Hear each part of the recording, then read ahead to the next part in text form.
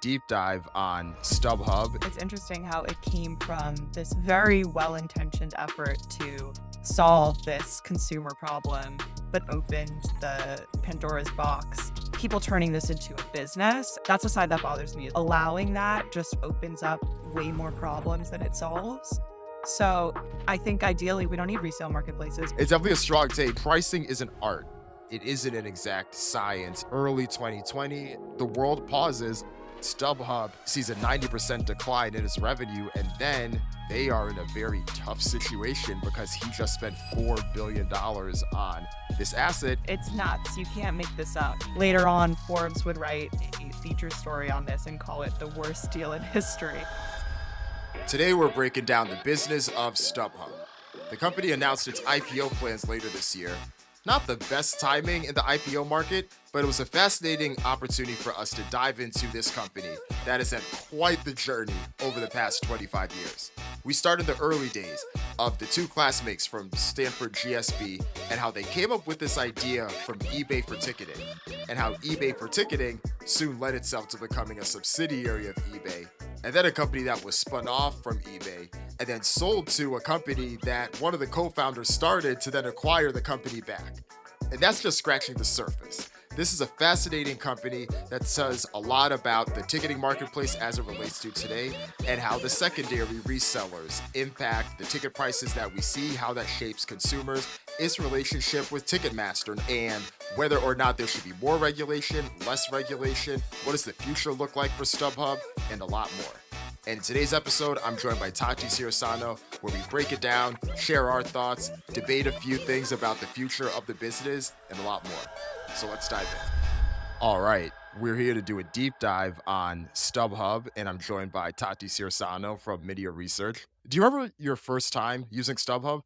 I had a feeling you were going to ask me that. I remember using it maybe in high school or college for events and not really knowing that it even was a resale market, which I think is an issue that we're going to get into. But I don't remember which shows I was buying tickets for, and I haven't used it in a really long time. I haven't used it in a really long time either. I don't think you and I have stopped going to live events where StubHub is selling tickets to. But for me, it sounded better than walking up to some scalper in front of Madison Square Garden to try to get Knicks tickets at the time. That sounds like a safer option. Now that you mention it, I do remember there being like this aura around not just StubHub, but buying tickets on the resale market in general that was very like dangerous, and oh, you might get screwed over and somebody might show up and the ticket doesn't work, and there was all this like anxiety around it, which is ironically part of the problem that StubHub initially set out to solve, is like having this safer place for this to happen. I do remember there just being this aura of danger around reselling tickets because of the scenario that you're talking about. We should talk about it because the idea for StubHub started from the two co-founders, Eric Baker and Jeff Fleur.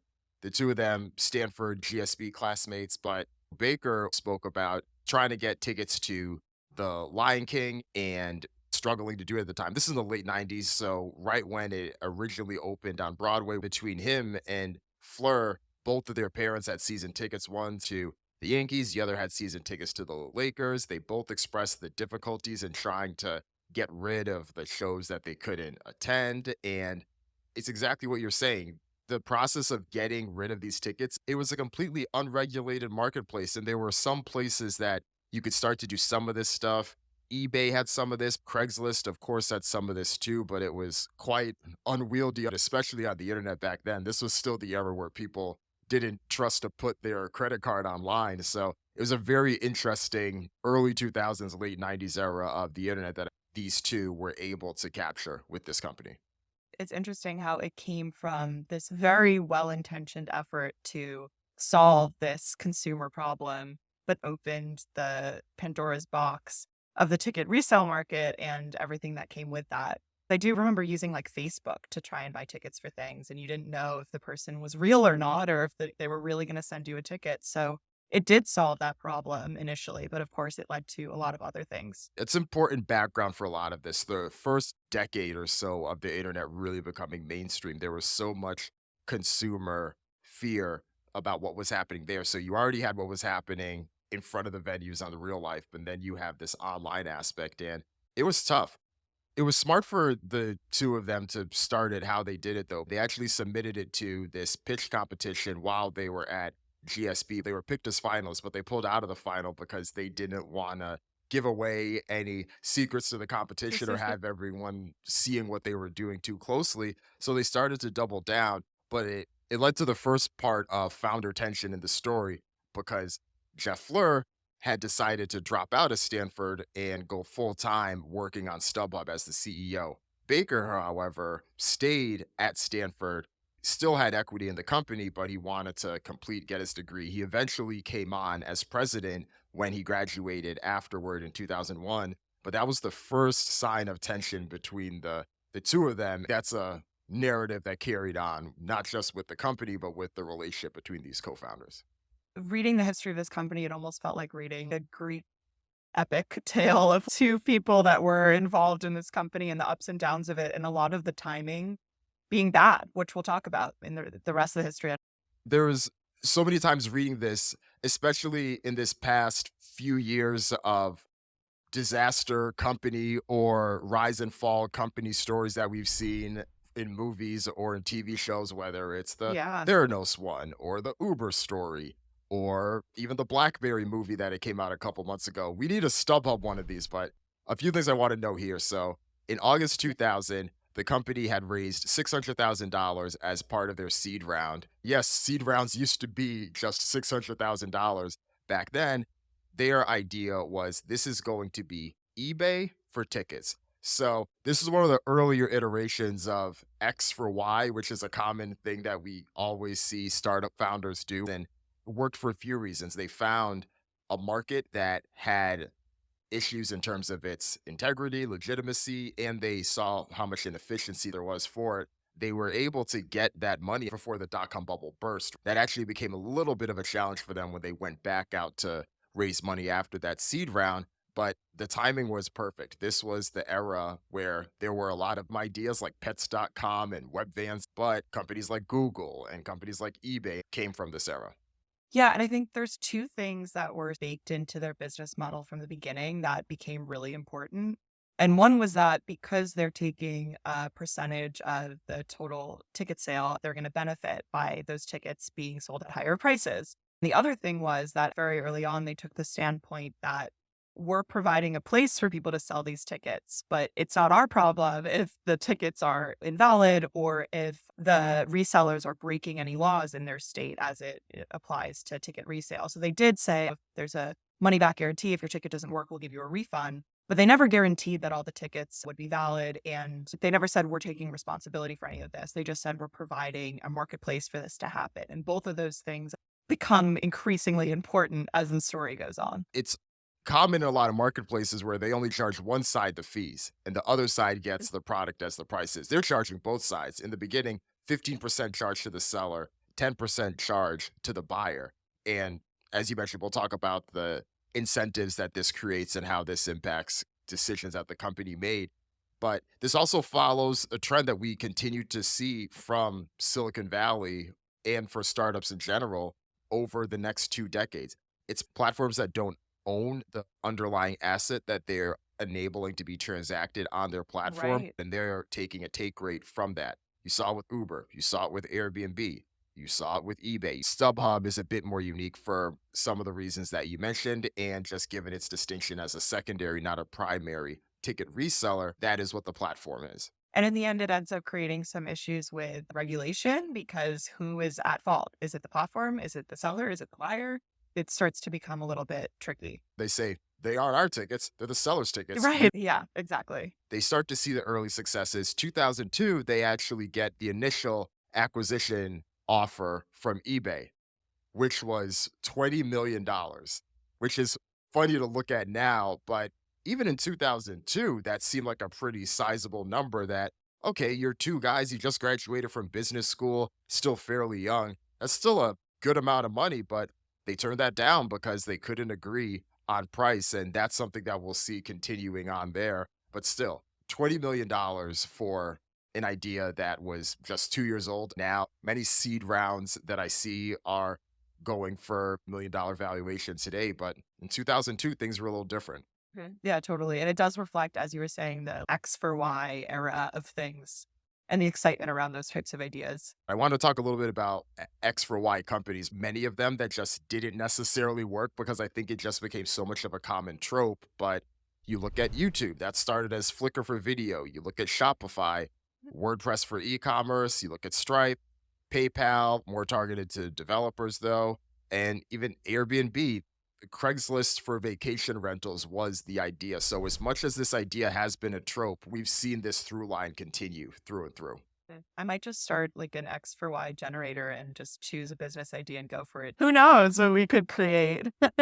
Record label for indie artists. Has anyone thought about that yet? That could be one, right? Totally.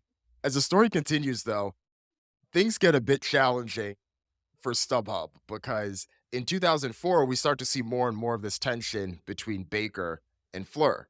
Baker wanted to focus and lean more into the partnerships with the sports teams and the major leagues. Meanwhile, Fleur wanted to focus more on the brand specifically for StubHub.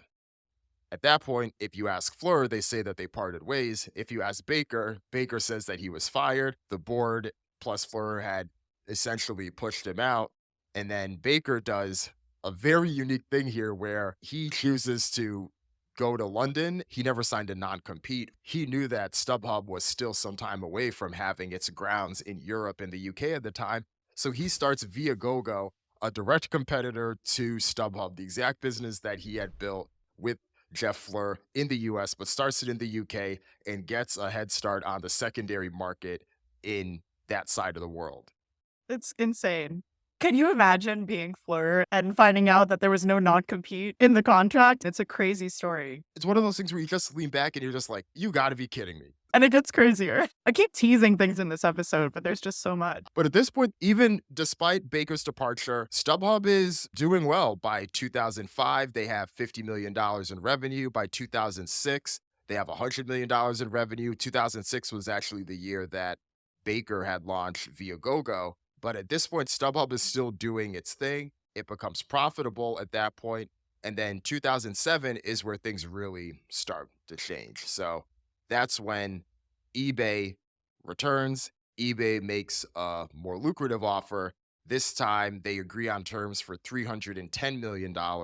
StubHub then gets acquired by eBay. StubHub wanted access to eBay's marketing power. They wanted access to their resources and a bit of their customer base as well. In the 2000s, eBay still had tremendous amount of juice, so there was logic there. On eBay's side as well, eBay was selling tickets. That's why they wanted to acquire the company years back. It just wasn't as fine tuned and clear as what StubHub was clearly offering because eBay had such a wide net where they have to offer everything and be everything to everyone. But StubHub was able to be much more direct in its offerings. It worked out for the two of them, at least in the early years, and did become, looking back, a win win acquisition for them. And eBay had a few of those. They acquired PayPal as well. As much as this conversation is about StubHub, it also makes me reflect on eBay, a company that, frankly, is part of the old guard of Silicon Valley and tech in a lot of ways, but they still were so influential, not just with StubHub, but with a lot of startups and funding at the time.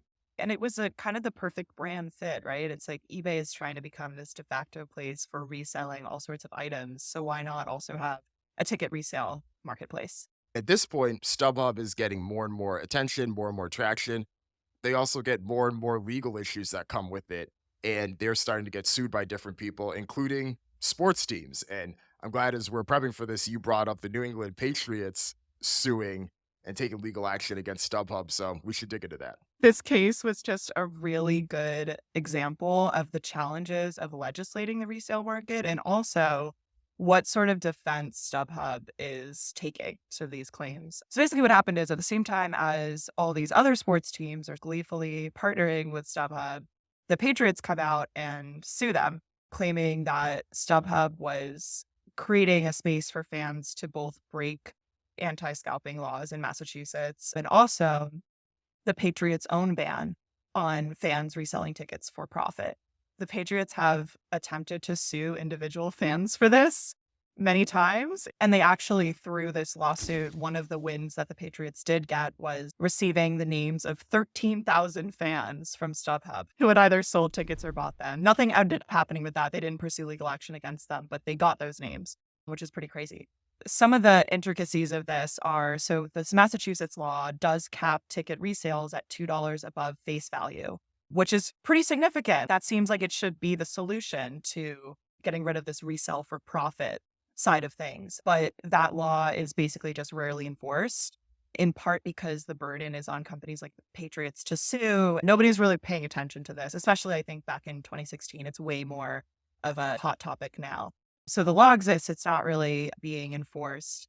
But then StubHub responds with their own countersuit saying that the Patriots are trying to monopolize resale because the Patriots have their own ticket exchange program that they're taking a fee from, which is also every other company out there. Ticketmaster has a resale program, which we're going to get into. So that was an interesting countersuit. But then StubHub's case was basically them saying, look, we provide a space for people to sell tickets on, but we're not responsible for them breaking laws on there. That's their responsibility. And they actually leaned on, or tried to lean on, Section 230 of the Communications Decency Act, which you and I, Dan, have talked about many times in our episodes about music licensing for social platforms. So it's like the same sort of thing coming up where these platforms that allow people to host their own things on there are saying they're not responsible for the actions of those users. So that was really interesting.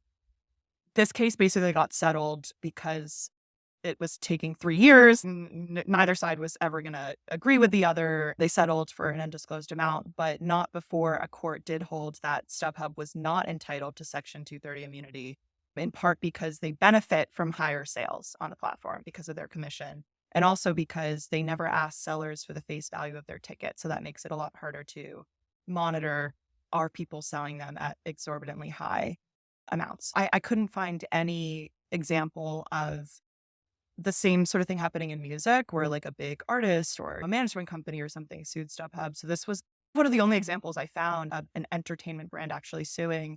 And I think it just really reflects the incentives that these different players have and why it's hard even when you have these laws. You brought up a couple things that I want to chat about. So, first off, the Patriots taking legal action against StubHub ties back to part of the origin for the founders themselves wanting to create this. They talked about the inefficiency for season ticket holders like their parents in being able to resell their own tickets. They may not be able to attend all 8, 9 home games, especially at that point. The Patriots were winning all the time. So, what do? You have to try to find innovative things. And I know that, especially in the 2000s, there was still a bit of a wild, wild west mentality of the internet. A lot of these companies weren't as firmly established. And I don't think a sports team would try to do the same type of thing now.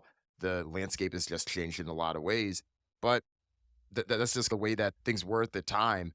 And it's also interesting thinking about the Patriots too, because this time frame was when they had legal issues with the NFL as well. This was the peak time of Spygate and the Patriots getting sanctioned and the team getting fined for that. And I think this also may be around the time that there's a controversy with Patriots owner giving one of the Super Bowl rings to Vladimir Putin. We Weird need things a happening Patriots with the episode. what we need is they need to add another episode to that Patriots documentary that they had on Apple TV a couple months ago. If you're listening and you were involved in that, our phone lines are open. At this point, though, StubHub does solidify its position in its base. And by that, we start to see the power users. StubHub has been clear to say that a majority of the people that continue to use its platform are fans of live events like you or I that want to sell one or two particular tickets, or we want to buy them for the events that we have. The challenge, though, is the product is more so driven by its power users, and the power users aren't necessarily interested in attending live shows. The power users are interested in the arbitrage opportunity that exists in live events. This happens for a few reasons. One, the demand for a lot of these events far exceeds the supply that's there.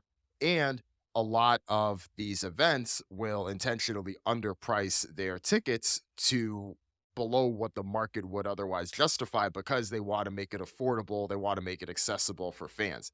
The challenge, though, is that these resellers in the UK, they call them touts, these professional resellers, or even sometimes the bots that they're connected to, are buying up all these tickets, then putting them on the secondary platforms, whether it's StubHub, SeatGeek, or some of its competitors.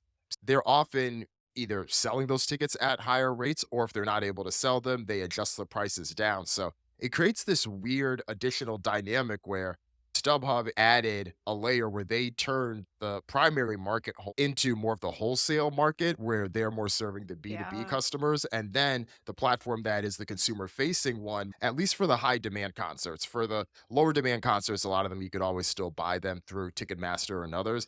But it becomes the front facing one. And that's the one that reflects the market. And that's the one that also reflects a bit more the demand. So it really became this interesting Yeah. dynamic where the customer and the consumer are two completely different people for a business like StubHub. Yeah. And the touts, as you called them, that is a business. This is no longer just consumers selling their tickets for a quick buck. This is bots buying up hundreds of tickets and selling them. I know for Taylor Swift, there were some 70 times the original rate. You brought up something that I think is really interesting about this, which is how that reflects on the overall live market. Because when these shows sell out immediately, whether it's bots buying it or people, that sort of makes the live industry look pretty good, right? I've heard from agents, I've heard from managers as well that have told me that, oh, yeah, if there's an artist you see that had a show that was announced and then the show sells out immediately, then they add a second show. And then both of the shows have plenty of empty seats. You're like, what? Why would you add a second show when you could barely fill a first show? Right. That's because the touts got in early. They overestimated the demand. So now you have both the artist and the promoter and the venue and everyone else that's connected with this not making as much money as they would have otherwise because Yep. the demand was overinflated. And that's on top of how it's already harder than ever to estimate ticket sales for a variety of reasons. This is on top of that. And I do wonder if somehow tomorrow, like scalping no longer existed, there were none of these tickets being sold for higher prices, if it would be the equivalent of like when Instagram cuts fake followers and suddenly you see these celebrities' accounts go down. I wonder if you would suddenly see this, the demand wasn't as high as we thought it was for basically everything, which wouldn't mean that all these artists don't have demand for their shows. But I think the current situation right now is just so cloudy and unclear in part because of the bot situation. This is a challenge that is even stronger in music right now than it is in sports. If you want to go see the Lakers, you have 41 opportunities to go do that. You want to go see the New York Yankees play, you got 81 opportunities to do that. Even if you want to see the New York Giants, you still have at least 8 opportunities to see them play home games. You want to see Taylor Swift, you want to see Beyonce, what, once every 3 or 4 years at this point? Maybe a couple more depending on the city and the market you live in if they play a lot of shows. That has created this dynamic where the demand just far exceeds the supply, even for the superstars. But even that is something that's skewed quite a bit because for a lot of the non Yeah. superstar artists, there's still a lot of tickets that they may be leaving and needing to be sold. But again, that market can be so skewed by the resellers that it's a bit difficult to navigate. I will say that a lot of these challenges have improved over the past 10 years specifically, and we can talk a bit more about those changes, but it's still tough.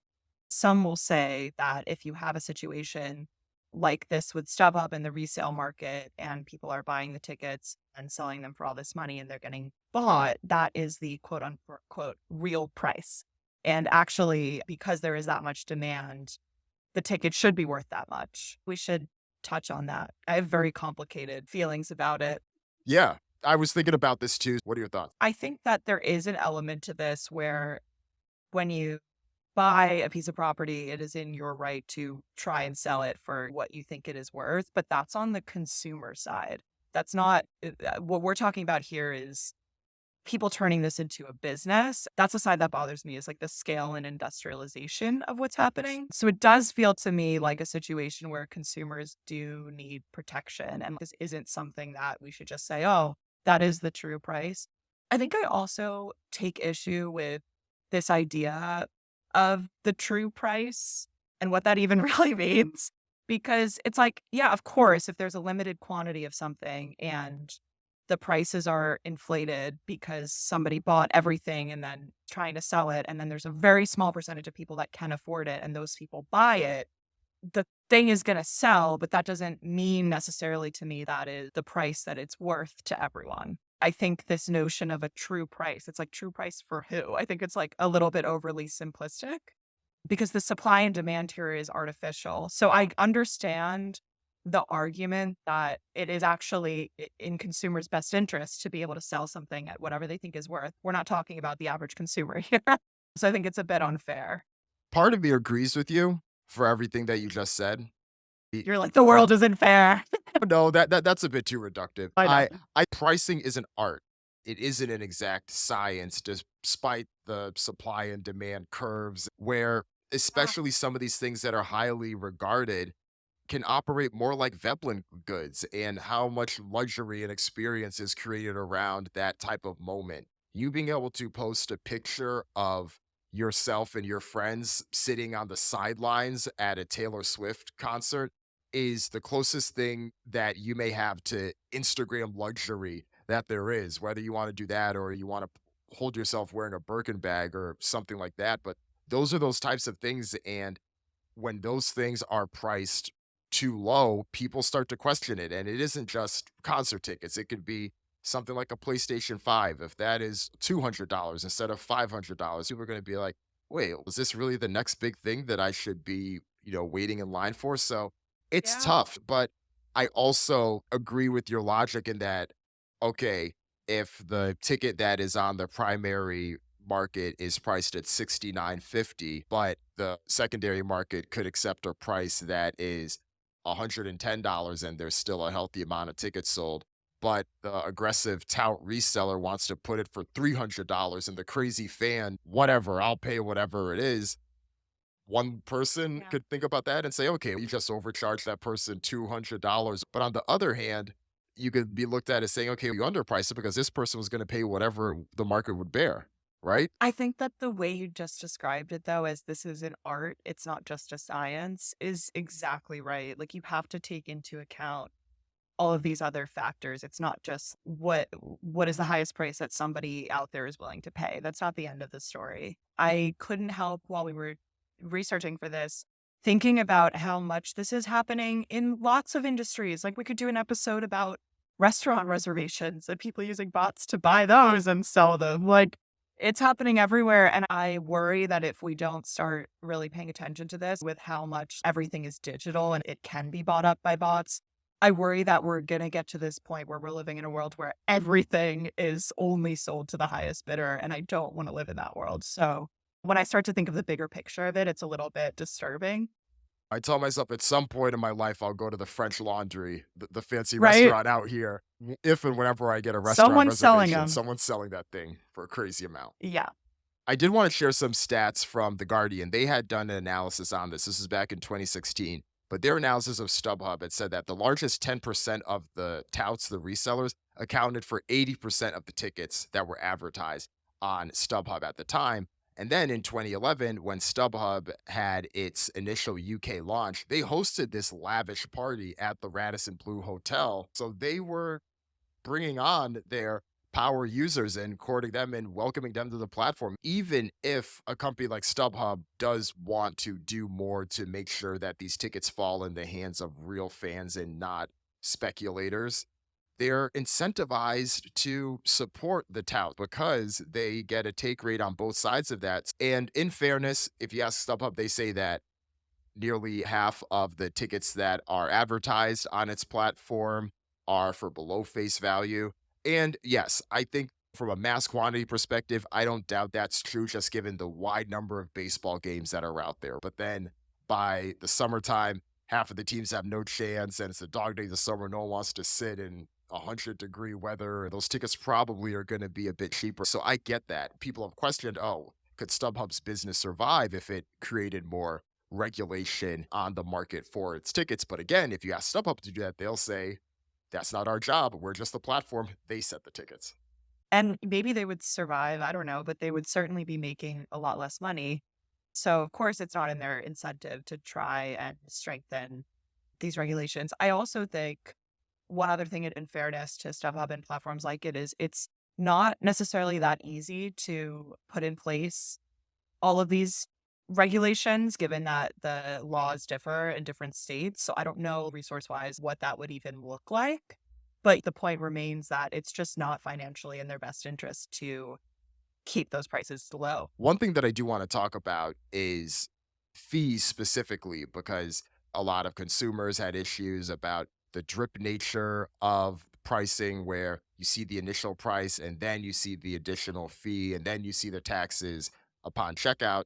And yes, this is one of the oldest marketing tactics in the book where you see it, but the primary ticketing outlets like Ticketmaster weren't alone in this. You try to get an Airbnb similar, where but once you add the cleaning fee and once you add this, you see the end price. People buy things on DoorDash, and service charge and everything else costs more than the actual burrito that they got from Chipotle. So this was actually a lawsuit where StubHub did have to settle outside of court for it. In this case, Wang versus StubHub from 2015 to 2022, the lawsuit had claimed that StubHub displayed fees for the first time toward the end of the purchase process, which they felt wasn't fair. StubHub actually agreed to a settlement of $20 million in credits and up to $2.5 million in cash payments to any customers that were affected by that. So, again, this is something where it's as easy as just show the price up front. And I know that on StubHub and many of the other ticket selling platforms, you can click that button to show me the full price up front. But I think a lot of that came as a result, A, of these lawsuits, but B, of consumers complaining where they just say, hey, show me the price, just loop it all in at the end, and it'll just help from a consumer perspective, even if the consumer pays the same thing. There's another thing of note with the fees conversation, which is there's been lots of different laws to try and mandate all in pricing. It's not just about showing that total price up front, it's also about transparency of where each fee is going to. There was a Maryland bill recently, which I think is probably one of the most comprehensive secondary market regulation laws that has actually gone into effect. Not only does it require ticketers to present all-in pricing with itemized fees, so fans know where the fees are going, but it also makes it illegal for secondary ticketing platforms to provide a marketplace for resale of tickets that violate this law, and they can get a fine. This law says, actually, it is your problem and you can get fined for it. It just went into effect. Yeah, because I do think that, especially in the past 10 years or so, this is where we have seen platforms like Ticketmaster, true fan validation, or companies like Dice, where their value prop is if you need to resell a ticket with us, you can resell it here for face value. We're eliminating the bots. This is about serving true fans. So we started to see more and more of these types of changes. The primary market with Ticketmaster has become a bit more of the public punching bag for why ticket prices are so high and hard to get or things like that.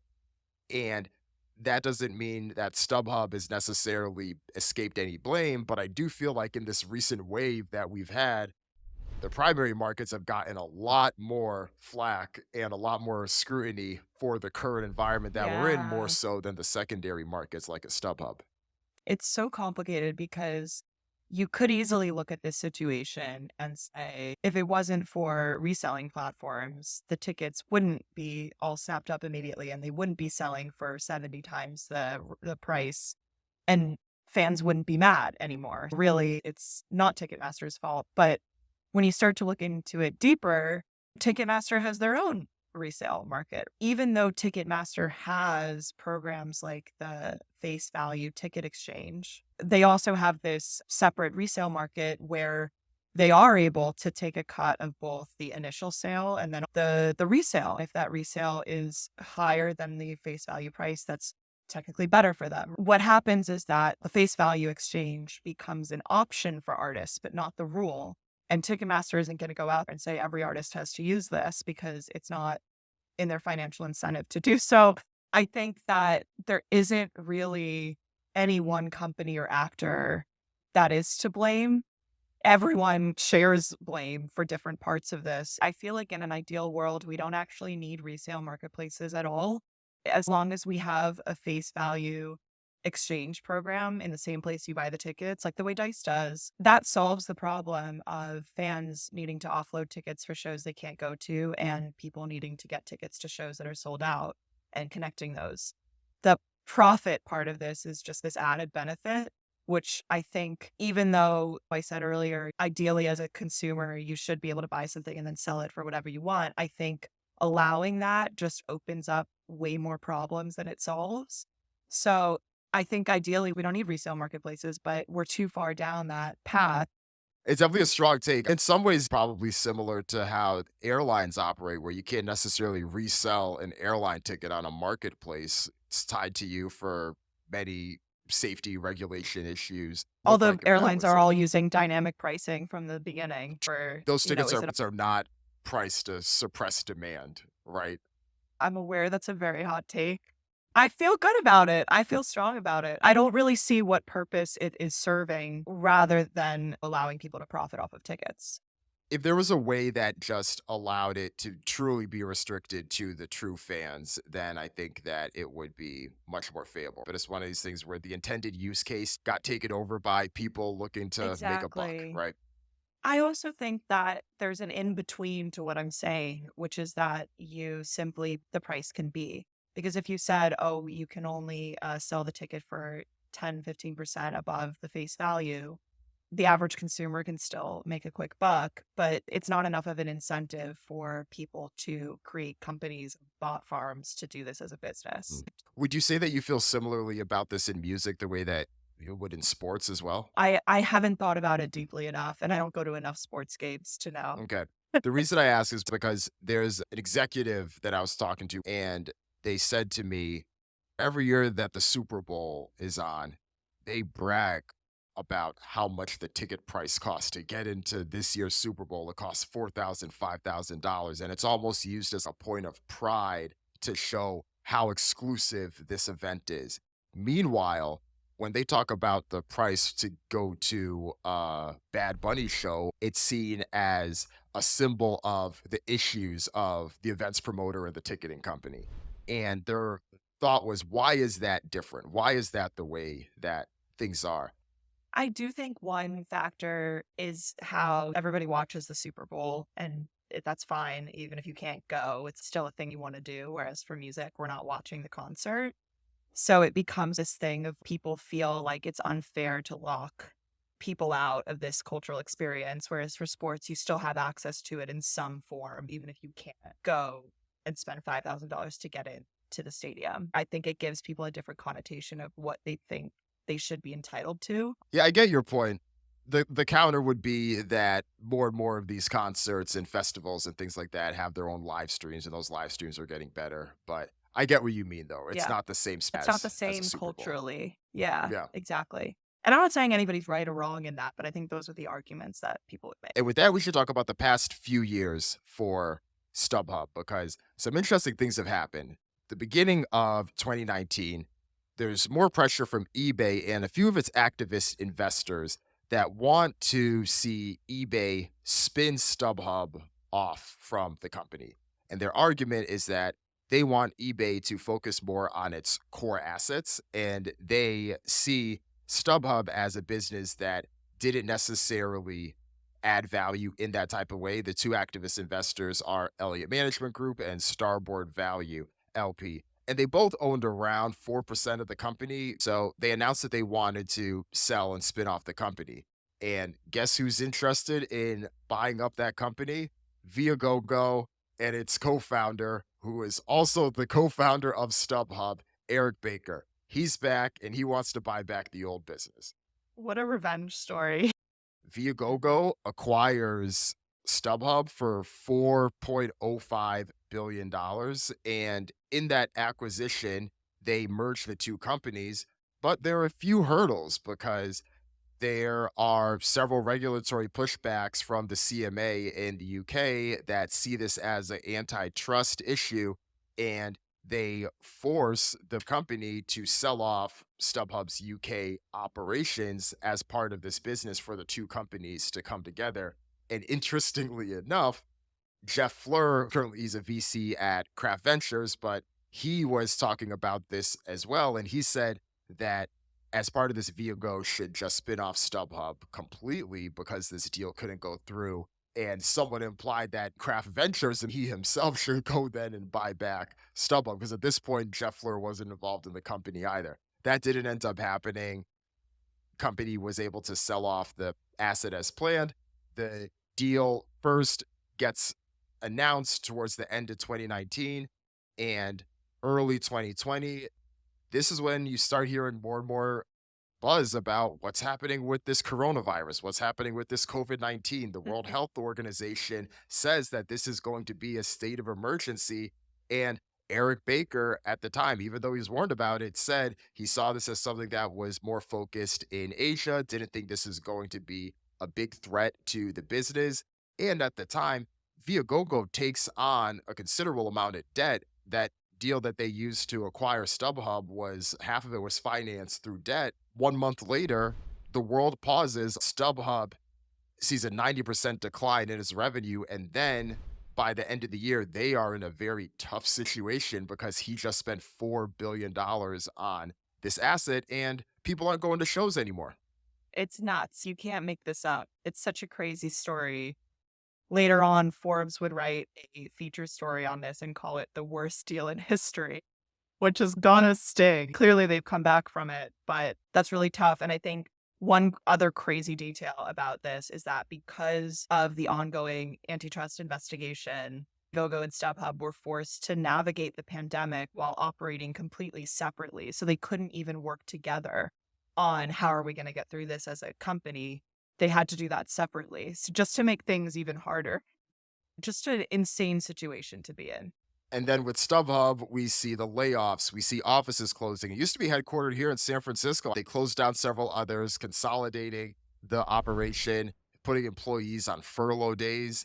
And they had to navigate that. It was this interesting dynamic because obviously the entire live business had taken quite a hit. We saw that with Live Nation. We saw this with a lot of the sports teams, a lot of the conferences. But in a lot of ways, the secondary market is even more susceptible to the big fluctuations and changes that can happen to the macro environment of ticketing and live events because they are the ones that are having the quote unquote more consumer facing product as we discussed before. Eventually, StubHub is able to turn things around and they were able to wait things out. Some thought that they would have had to file for bankruptcy. They didn't have to, but it was still a tough period to come back. It really wasn't until 2023 that we saw the live event space come back in full effect in a strong year. And of course, that year broke records in a lot of ways. It was pent up demand. And you saw that in the reporting for companies like Live Nation. You saw that in the volume and the tickets that went through Ticketmaster or any of the other ticketing companies, but you definitely saw it in StubHub as well. And speaking of timing, StubHub is ready to take on the world again, wants to IPO, and the market conditions aren't great for that. So we're in this another situation where the move they want to make, it doesn't seem to be the right time for. There's a few things going on with IPO. So they want to IPO at $16 billion, which is quite high.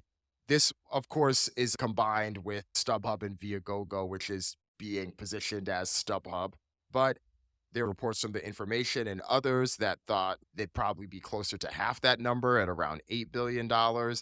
This is a tough market for IPOs because interest rates have crept back up and there isn't a lot of confidence in the volatility for a lot of the startups that may want to go to market right now. There were a few successful ones that have happened earlier so far in 2024. Reddit had a pretty successful IPO. I think it opened around $50 per share, and right now it's just under 70. So it's had a pretty big jump overall and just a steady climb since it IPO'd. But there's been others that have definitely had their challenges. StubHub is probably waiting and figuring out how to best navigate things because there are companies that frankly have a stronger market and public standing than StubHub that aren't even IPOing in this market. Stripe has been one of the companies that hasn't IPO'd yet. It's a 15-year-old company and they have these tender offers where they're still offering their employees liquidation. through the company. Even the VC firms that invested in Stripe, like Sequoia, are offering its LPs some liquidation for their share of the Stripe investments that are through that portfolio. It just shows that a lot of this stuff is due on timing. The most recent report said StubHub are going to consider it after Labor Day, but that isn't that far away either. I don't see the environment changing that much between now and then. I would be interested to read the risk factors section of an IPO prospectus from StubHub. I think there's a lot of things that they have to consider. On the one hand, governments are starting to pay attention to this issue, but there's so much focused on the Ticketmaster Live Nation situation. But on the other hand, I think regulators are starting to really focus on the secondary market, as we saw with the Maryland bill passing, and also new laws to try and strengthen enforcement of the Bots Act, which was enacted in 2016, and to my knowledge has not done that much. So I think, yeah, there's a lot more regulatory scrutiny, and it's probably only going to increase. So it's a lot for StubHub to navigate. And with that, before we close things out, any other thoughts on StubHub? I think we covered everything. I think it'll be interesting to see the evolution of these state by state laws, because it'll probably be an indication of where things might go if there were ever federal action on this. I'm just going to keep following that and see where it goes. Yeah, I think it'll be interesting to see if the bots and the touts regulated even further. I do think that allowing people to have the opportunity to resell in some way does make sense. How much of a price difference they should be able to appreciate based on that, or how many people that aren't actually planning to go to the show themselves should be involved. I do think that we'll just continue to see the marketplace improve in a lot of ways, even in the way that we have seen in the past 10 years. Yeah, agreed. This was fascinating. Thanks, Dan.